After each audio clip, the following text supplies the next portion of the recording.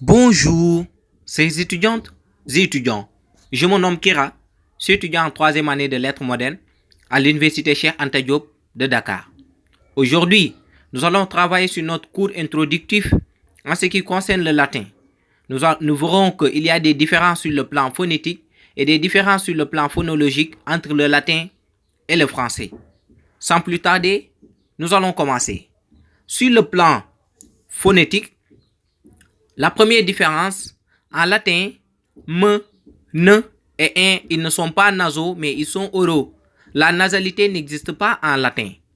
Exemple, le mot français tempus, en latin ça se dit tempus. Ensuite, le mot intro, en latin ça se dit intro. La deuxième différence sur le plan phonétique, le son U se lit OU en latin. Prenons l'exemple du mot français tempus, en latin qui se lit tempus. Donc, c'était tout pour les différences sur le plan phonétique. Ces différences ne vous seront pas très utiles en latin, vu que vous ne faites pas le latin oral, mais vous en aurez besoin pour la grammaire historique du premier semestre, enseignée par le professeur M. Signaté. Sur les différences sur le plan phonologique, la première d'entre elles, c'est qu'en latin, les articles n'existent pas. Exemple, rosa signifie en français la rose.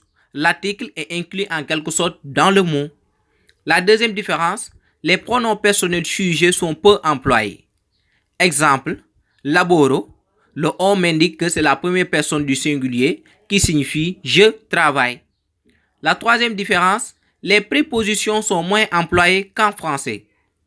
Exemple, puis la rosa signifie la rose de la jeune fille. Vous avez vu ici que la préposition de n'est pas employée. Aussi, les prépositions dans, vers, ils sont moins employés en latin. La quatrième différence, la place des mots n'est pas commandée par la fonction.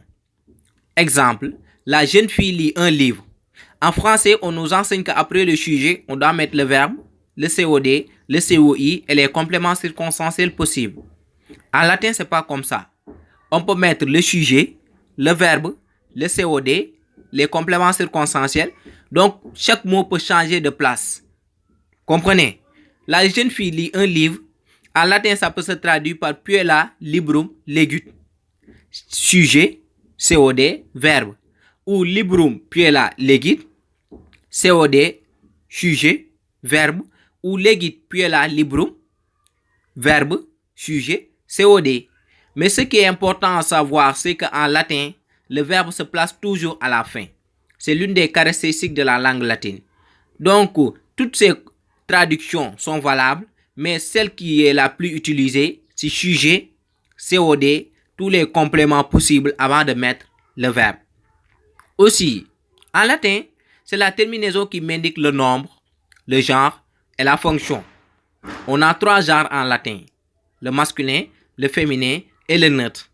En me basant seulement sur la terminaison, je peux déterminer s'il est singulier ou pluriel, s'il est masculin, féminin ou neutre, sur les sujets, COD, COI ou complément circonstanciel. Donc, c'était tout pour cette leçon. Si vous avez des questions ou des suggestions, laissez un commentaire. Je ferai une vidéo spécialement pour répondre à toutes les questions que vous m'avez posées en ce qui concerne la leçon. Je ne saurais terminer sans remercier toutes les bonnes personnes, à commencer d'abord par Ndeyko Diouf et Momo Dien, qui est un photographe professionnel. N'hésitez pas à faire appel à lui lors de vos shootings ou de vos baptêmes cérémonies. Et c'est vraiment un as de la photo. Je remercie aussi le professeur Abdoulaye Keita, le président de la FLHH, M. Ba, et toutes les bonnes personnes qui m'ont soutenu et ont su donner vie à ce projet. Je vous remercie de votre aimable attention. Bonne journée.